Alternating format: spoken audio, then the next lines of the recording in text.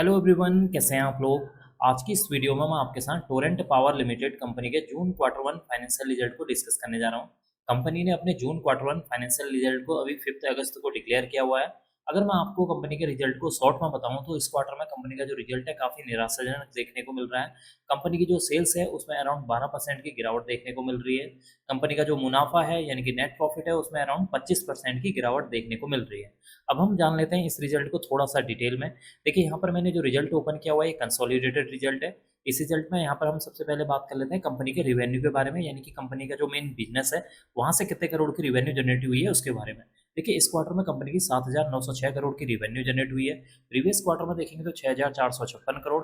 Previous year में देखेंगे तो 9,033 करोड़ की यहाँ पर रिवेन्यू जनरेट होती हुई नजर आई है। इसका मतलब कि जब हम कंपनी की रिवेन्यू को year on year wise compare करते हैं तो कंपनी की जो रिवेन्यू है उसमें एक अच्छी खासी गिरावट देखने को मिल रही है। परसेंटेज वाइज देखेंगे तो कंपनी की रिवेन्यू में अराउंड 12% की गिरावट देखने को मिल रही है, जो कि इसके लिए एक निगेटिव पॉइंट है। बात कर लेते हैं अदर इनकम के बारे में। इस क्वार्टर में कंपनी की 104 करोड़ की अदर इनकम है। प्रीवियस क्वार्टर में 114 करोड़ की। प्रीवियस ईयर में देखेंगे तो 76 करोड़ की यहाँ पर अदर इनकम देखने को मिल रही है। इसका मतलब है कि इस क्वार्टर में कंपनी की जो अदर इनकम है उसमें एक अच्छी खासी यहाँ पर जंप देखने को मिल रही है, जो कि इसके लिए एक पॉजिटिव पॉइंट है। अब हम बात कर लेते हैं कंपनी के टोटल खर्चों के बारे में, यानी कि एक्सपेंसेस के बारे में, कि इस क्वार्टर में कंपनी के खर्चे कितने हुए हैं। देखिए, इस क्वार्टर में कंपनी के जो खर्चे हैं 7,025 करोड़ है। प्रीवियस क्वार्टर में 5,951 करोड़। प्रीवियस ईयर में देखेंगे तो 7,795 करोड़ देखने को मिल रहे हैं।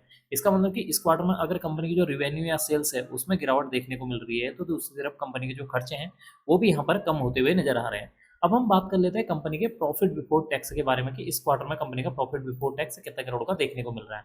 देखिए, इस क्वार्टर में कंपनी का जो प्रॉफिट बिफोर टैक्स है 985 करोड़ है। प्रीवियस क्वार्टर में 619 करोड़। प्रीवियस ईयर में देखेंगे तो 1314 करोड़ देखने को मिला हुआ है। इसका मतलब कि इस क्वार्टर में कंपनी का जो प्रॉफिट बिफोर टैक्स है उसमें भी एक अच्छी खासी गिरावट देखने को मिल रही है, जो कि इसके लिए एक और निगेटिव पॉइंट है। अब हम बात कर लेते हैं कंपनी के नेट प्रॉफिट यानी कि मुनाफे के बारे में, कि एंड में कंपनी को कितने करोड़ का मुनाफा हुआ है। देखिए, एंड में यहाँ पर कंपनी को 741 करोड़ का मुनाफा हुआ है। प्रीवियस क्वार्टर में 1,077 करोड़ का मुनाफा।